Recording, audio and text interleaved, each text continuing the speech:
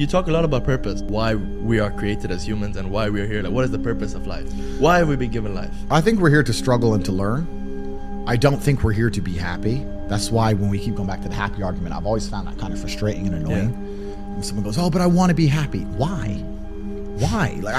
Why do you want to sit there and laugh like you were happy your entire childhood? That's your happy days. You're allowed to be happy as a kid.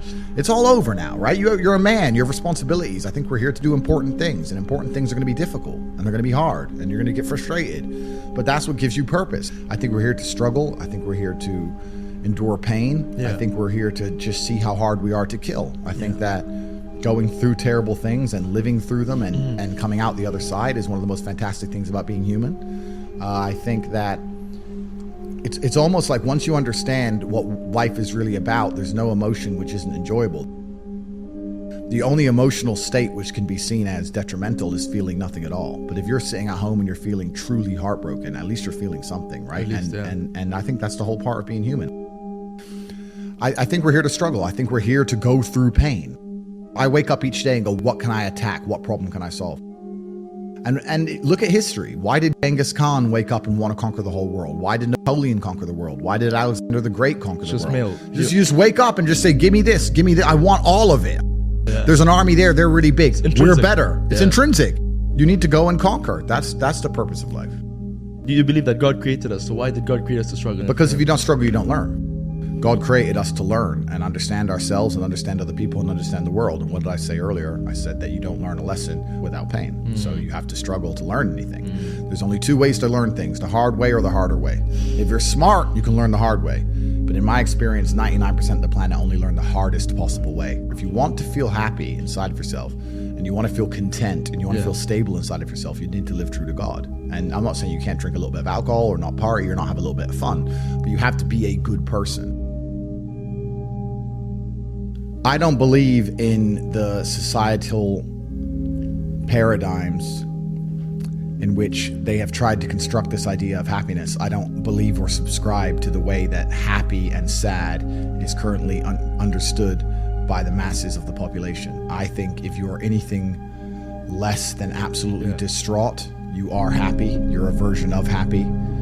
It's like saying gray is a version of black, right? No matter how light the gray is, you can still call it a version of black. And unless you've gone through an event, which hopefully doesn't happen too often, like the passing of a family member or something that's truly destructive and detrimental to your mindset, besides these events, which hopefully only happen a few times in your life, you should be happy. If you're not crying or paralyzed in silence due to the absolute magnitude of a detrimental circumstance or the absolute magnitude of a negative event, then you are a version of happy. So I am always happy is the short answer. I don't believe in not being happy. I don't believe in not saying to myself I'm happy. I'm always a version of happy. And this idea of chasing happiness and always being concerned and preoccupied with how happy you are is actually the biggest mistake that a lot of people make, I think, in the world today. Especially men who wake up and go, oh, I don't really feel happy, so I need to get happier. And that's how they end up down a hedonistic path of drugs or alcohol or gambling, chasing pleasure. I don't care how I feel. I don't care if I feel happy or sad. It doesn't really affect what I do each day. I do the exact same things. I act the exact same way. I don't care. I don't put weight to the significance of the emotion. So I always consider myself a happy person, but if I woke up and I was slightly less happy one day than another, it wouldn't affect anything I do and I wouldn't put any relevance to it. I'm human and that's life. So yeah, am I any happier now that I have hundreds of millions of dollars than before I was broke? Not really, but I was never unhappy. I'm the same state that I was then, that I am now. I have work to do and I will do it. It's as simple as that. Well, also, there's no light without dark, and there's no joy without pain. You can't have a rainbow without a little rain. No matter how hard you chase pleasure and happiness, there's going to be dips and troughs in between. There's going to be come downs and downtrends, and you're going to have the juxtaposition between that time you were laughing your head off and acting giddish like a child, and the time that you feel depressed as such. And I think it's much better to just adopt a very disciplined, stoic mindset. I'm always the same base level of happy regardless. If I lost all of my money today, I would be the same happy.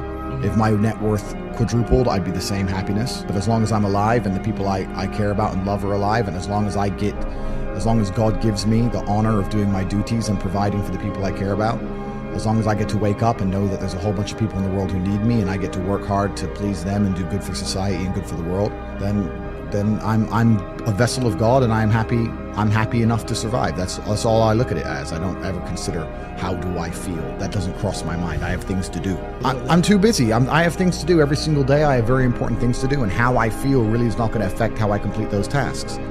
And when I speak to men, they say I'm unhappy, or I need to be happy, or I think that's absolutely the wrong frame of life. You're a man, you have duty, you have honor, you have things you should be doing regardless of how you feel.